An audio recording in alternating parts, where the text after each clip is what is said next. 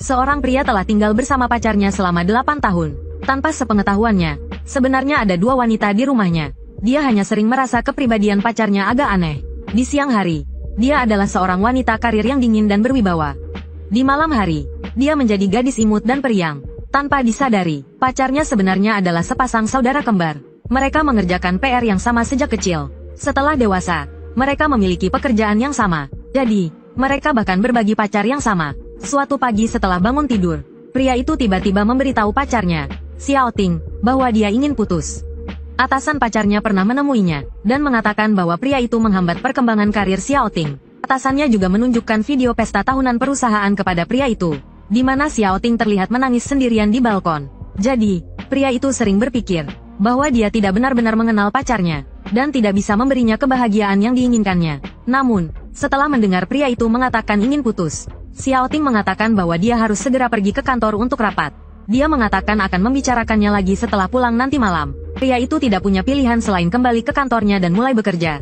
Sampai jam 9 malam, Xiao Ting tiba-tiba mengirim pesan, menanyakan apakah pria itu akan pulang untuk makan malam. Tiba-tiba, pria itu merasa sangat bersalah. Dia lebih suka lembur daripada harus menghadapi Xiao Ting. Saat itu, bosnya, Min Hui, tiba-tiba mengumumkan di depan umum, bahwa pria itu dipromosikan menjadi direktur operasional perusahaan. Entah karena sedang banyak pikiran atau terlalu senang, pria itu minum banyak alkohol. Namun, apa yang harus terjadi tetap akan terjadi. Pria itu pulang ke rumah tetapi tidak berani mengetuk pintu. Dia takut pacarnya tidak akan membukakan pintu. Tangannya yang memegang kunci gemetar tak terkendali. Dia khawatir akan canggung jika pintunya terkunci dari dalam. Setelah berpikir panjang, pria itu berbaring di lantai, berpura-pura mabuk dan berteriak minta dibukakan pintu. Tak lama kemudian, Xiao Ting membuka pintu dengan wajah tersenyum. Airnya sudah panas. Kenapa kamu baru? Ucapannya tiba-tiba terhenti. Xiao Ting tertegun. Pria itu langsung duduk, dan menggaruk wajahnya dengan malu. Xiao Ting tidak bertanya banyak. Masih bengong, ayo masuk. Pria itu minum teh untuk menghilangkan mabuknya, dan berbaring di bak mandi sambil berpikir. Dulu, setelah lulus dan menyewa apartemen, Xiao Ting mengajukan permintaan aneh. Dia meminta kamar khusus untuk dirinya sendiri. Selama bertahun-tahun, pria itu tidak pernah masuk ke kamar itu. Entah berapa lama, pria itu tertidur di bak mandi.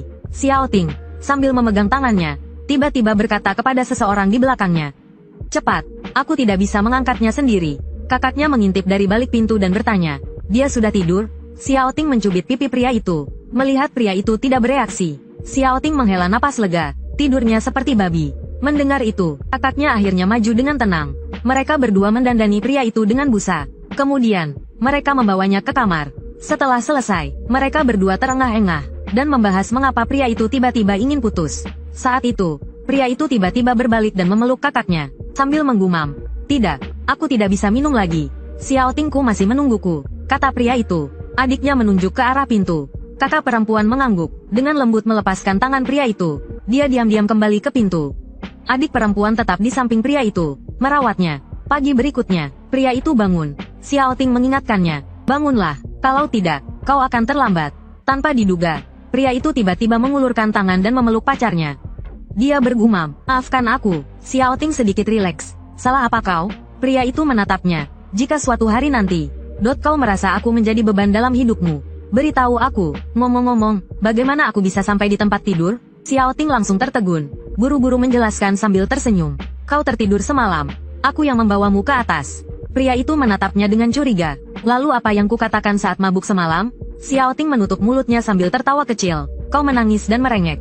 Kau bilang kau minta maaf, dan kau ingin membahagiakanku." Tiba-tiba Xiao Ting berkata dengan serius, "Aku tiba-tiba merasa selama bertahun-tahun ini, kita memaksakan apa yang kita anggap baik kepada orang-orang terpenting di sekitar kita." Pria itu langsung menyadari ada yang tidak beres. "Kita?" Hati Xiao Ting berdebar kencang. "Maksudku aku.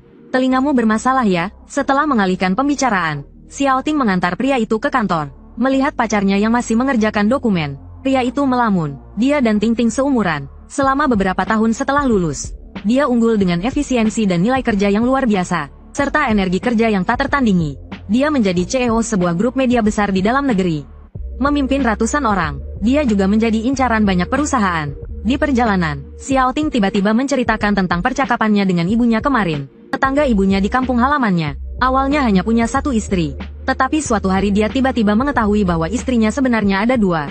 Pria itu langsung tertawa terbahak-bahak. "Orang itu bodoh ya?" Bagaimana mungkin dia tidak menyadarinya setelah sekian lama bersama? Bagaimana bisa ada orang bodoh seperti itu di dunia ini? Saat itu, pria itu menerima telepon.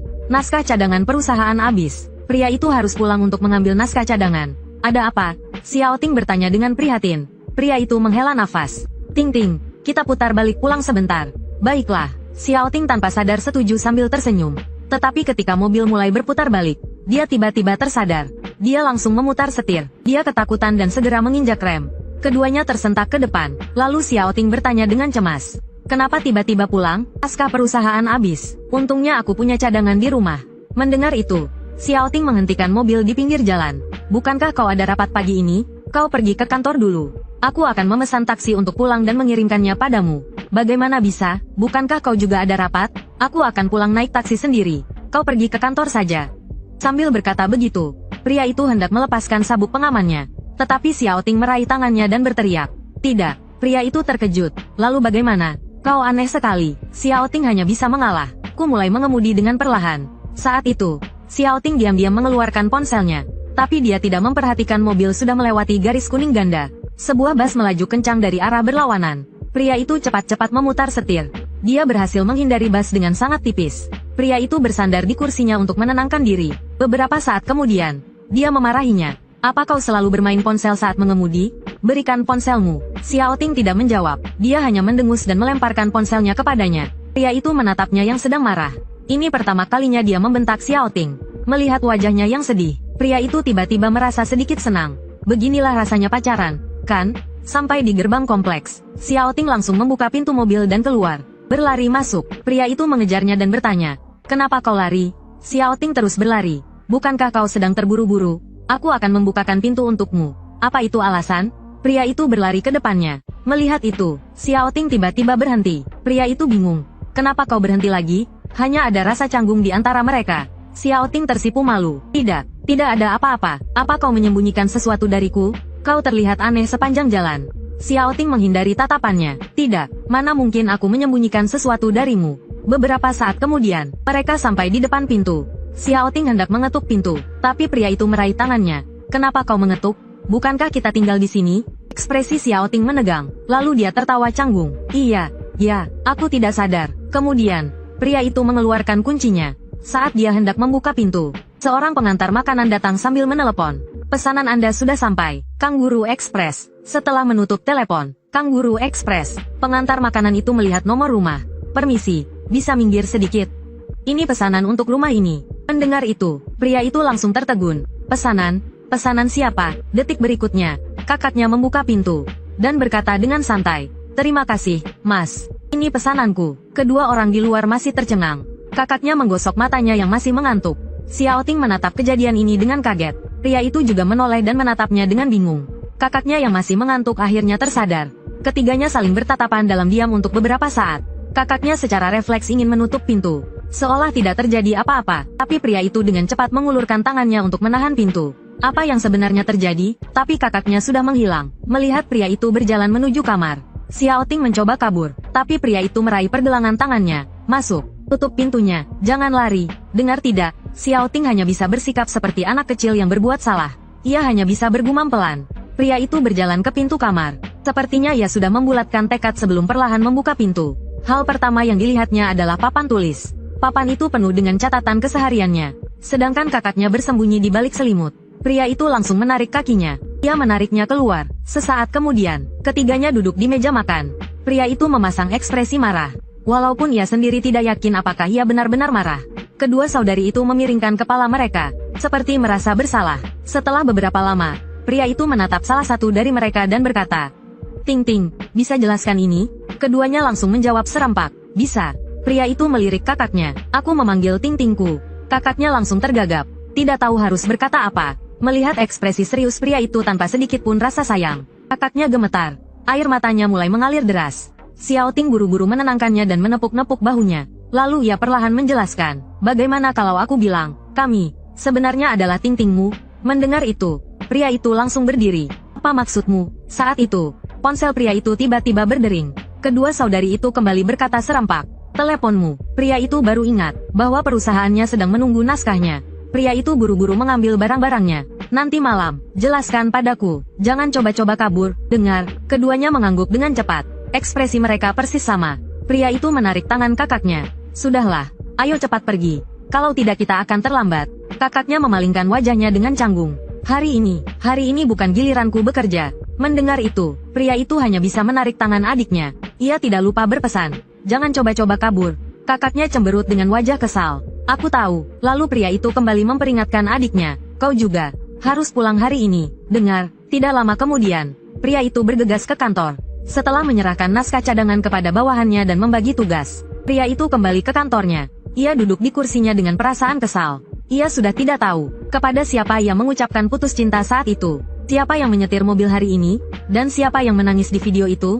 Sekarang ia berpikir, jangan-jangan mereka memanfaatkan kesempatan ini untuk menghilang. Saat itu, Min Hui, bosnya, tiba-tiba masuk. Ayahku. Oh bukan, direktur utama ingin bicara denganmu. Nanti ingat, jangan gugup. Beberapa saat kemudian, keduanya duduk di hadapan direktur utama. Direktur utama pertama-tama menyalakan dupa cendana yang mahal. Lalu ia menyeduhkan teh dahong pao pohon tua untuk pria itu. Pria itu merasa tersanjung. Tiba-tiba, direktur utama bertanya dengan ramah. Xiao Zhou, sudah punya pacar? Putriku ini punya kekurangan, tapi juga punya kelebihan. Pria itu belum sempat bicara. Min Hui langsung berdiri. Ayah, apa yang ayah lakukan? Dia sudah punya pacar. Aku yang mengenalkannya. Mendengar itu, direktur utama hanya tertawa dan mengalihkan pembicaraan. Namun pria itu tiba-tiba menyadari suatu masalah. Apakah Xiao Tingku masih Xiao Ting yang sama? Setelah kembali ke tempat duduknya, pria itu kembali teringat masa lalu. Saat mereka belajar bersama, dia tidak merasakan ada yang aneh. Dia hanya merasa Xiao Ting selalu penuh energi. Mungkinkah mereka berdua memerankan orang yang sama? Pikiran yang luar biasa ini tiba-tiba muncul. Pria itu segera mengeluarkan ponselnya dan mengirim pesan. Statusnya terus menampilkan sedang mengetik. Terlihat dia juga gugup. Saat itu, rekannya mengajak pria itu makan siang. Tetapi saat itu, pria itu hanya ingin tahu apa yang sebenarnya terjadi. Setelah 3 menit penuh, adiknya mengirim foto selfie imut. Makan yang banyak ya, dan pikirkan bagaimana cara menjelaskannya nanti malam. Kemudian, pria itu bangkit dan bersiap untuk makan siang. Tiba-tiba, komputernya menerima pesan. Kakaknya mengirim emoji, menanyakan apakah pria itu sudah makan siang. Pria itu agak bingung. Kamu yang mana? Dengan cepat, foto selfie lain terkirim. Foto itu diambil di tempat tidur di rumah. Pria itu terdiam, sama seperti sebelumnya. Kalau salah suka kirim foto selfie. Lalu pria itu bertanya dari mana asalnya. Tanpa disangka, kakaknya berkata, kenapa kamu tidak bertanya dari mana asalnya dia? Pria itu tersadar. Dia sudah berasumsi bahwa yang bersamanya pagi tadi adalah Ting Ting. Berdasarkan perkataannya sekarang, pria itu tiba-tiba punya dugaan yang berani. Masing-masing dari mereka berasal dari dunia paralel. Tapi begitu kata-kata itu terucap, pria itu tahu itu tidak mungkin. Namun sekarang ada 2 orang. Itu menjelaskan mengapa dia memiliki energi yang tak terbatas. Saat ini, pria itu hanya ingin segera pulang dan mencari tahu semuanya. Setelah mengakhiri obrolan, pria itu pergi ke ruang makan. Tetapi mendapati makan siangnya sudah habis. Min Hui mendengar perutnya keroncongan dan tertawa terbahak-bahak. Sini, makanan pesananku baru datang. Kebetulan aku juga tidak bisa menghabiskannya. Membuka kotak makan siang yang penuh dengan nuansa feminin, Min Hui mengambil sedikit nasi dan 2 kacang panjang. Sisanya diberikan kepada pria itu. Dia juga dengan perhatian mengambil sebotol air dari kulkas. Pria itu menerima dan meminumnya sekaligus. Dengan puas, dia berpamitan pada bosnya dan kembali bekerja. Tanpa sepengetahuannya, setelah dia pergi, Min Hui mengambil botol air mineral dan melihatnya dari segala sisi. Lalu dia memasukkannya ke mulutnya. Di sisi lain, pria itu bekerja sampai jam 8 malam. Melihat waktunya hampir tiba, pria itu bergegas kembali ke apartemennya. Begitu masuk, dia melihat 2 pacarnya yang mengenakan bando telinga kelinci sedang asyik menonton drama sambil makan camilan. Melihat pemandangan ini, pria itu merasa sangat kesal. Aku bingung sepanjang hari, kalian malah. Pria itu belum selesai bicara. Keduanya bangkit dan memeluk lengan pria itu dari kiri dan kanan. Mereka tersenyum manis. Jangan marah dong. Lalu mereka mendudukkan pria itu di sofa. Dan mereka sendiri duduk dengan patuh di kursi. Kami serius, Kop. Tanyakan saja apapun yang ingin kau tanyakan. Dengan ekspresi serius seperti itu, pria itu malah tidak tahu bagaimana harus memulai. Melihatnya menggaruk-garuk kepala, kedua saudari itu tidak bisa menahan tawa. Pria itu mendengus kesal. Ini bukan waktunya untuk tertawa. Duduk yang manis. Mendengar itu, keduanya memalingkan badan dengan kesal dan mendengus. Melihat perubahan emosi mereka yang begitu beragam, pria itu tiba-tiba teringat sesuatu, dan jantungnya mulai berdebar kencang. Melihat wajahnya semakin memerah, kakaknya dengan patuh menyodorkan segelas air. Pria itu segera mengulurkan tangan untuk mengambilnya. Tetapi gelasnya terlalu panas dan terlepas dari tangannya. Airnya tumpah ke paha pria itu. Keduanya langsung bereaksi, dan menarik selembar tisu. Mereka mengelap air yang tumpah dari kiri dan kanan. Kakaknya sambil membuka celananya. Cepat lepas. Lihat apakah ada luka bakar. Pria itu ketakutan dan menarik celananya. Aku bisa sendiri. Lalu pria itu berlari ke kamarnya. Setelah berganti celana pendek, ketiganya duduk bersama lagi. Pria itu menggertakkan giginya. Jadi kau mengataiku? Adiknya langsung tertawa. Sementara kakaknya tampak kesal. Bukankah kita sepakat untuk membicarakannya dulu? Adiknya tersenyum. Siapa suruh si bodoh ini tidak tahu apa-apa? Tak kusangka dia malah mengatai dirinya sendiri. Mendengar percakapan mereka, pria itu berteriak. Jangan mengalihkan pembicaraan. Seriuslah. Tapi setelah mengatakan itu, pria itu sendiri tidak bisa menahan tawanya. Adiknya melemparkan bantal.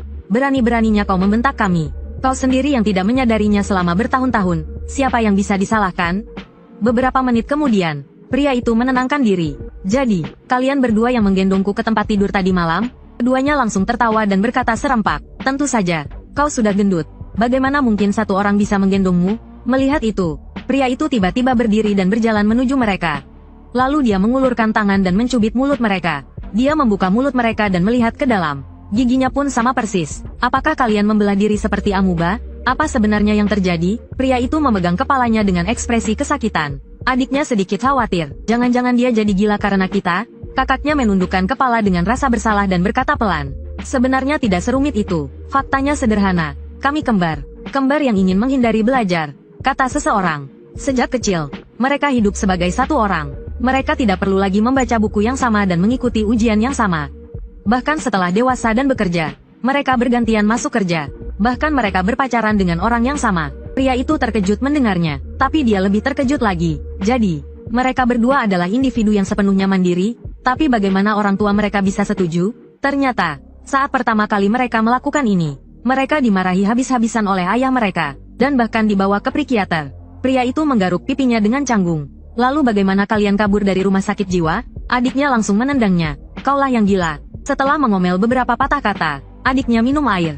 Lalu dia mengulurkan kakinya ke arah pria itu. Gatal. Garukin. Pria itu tampak pasrah.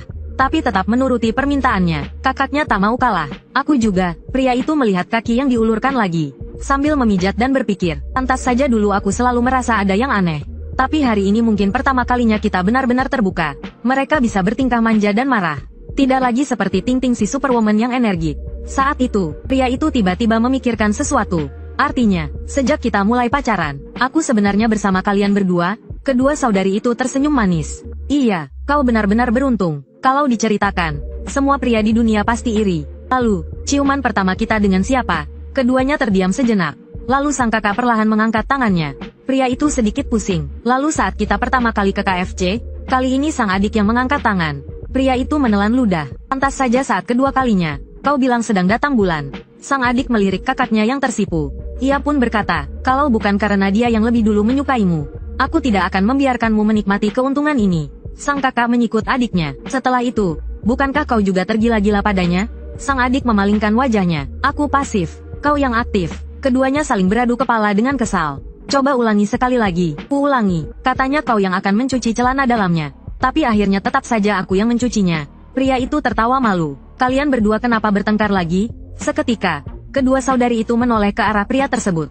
Ya karena kau. Kalau bukan karena kau yang memaksa kembali, hal seperti ini tidak akan terjadi. Pria itu tampak tidak terima. Jadi kalau aku tidak kembali, kalian berencana merahasiakan ini seumur hidup? Memangnya kenapa? Siapa suruh kau bodoh sekali? Sang kakak berbisik agar mereka berhenti bertengkar. Namun keduanya masih terus berdebat. Akhirnya sang kakak tidak tahan lagi. Ia memukul mereka masing-masing. Ku bilang berhenti bertengkar. Tidak dengar, sang adik menundukkan kepalanya malu. Ini pertama kalinya kami bertengkar dalam 4 tahun. Tidak tahu bagaimana cara berhenti. Pria itu juga tampak canggung. Aku juga. Sang kakak langsung terdiam. Suasana hening sejenak. Tiba-tiba, sang kakak tertawa terbahak-bahak.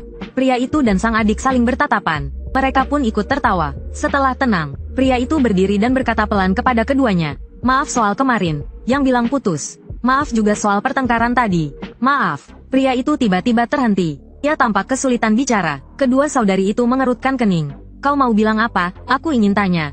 Kedepannya, bisakah kalian terus hidup bersamaku? Mendengar itu, kedua saudari itu tertegun. Keduanya menangis. Kami sudah lama menunggu kata-kata ini.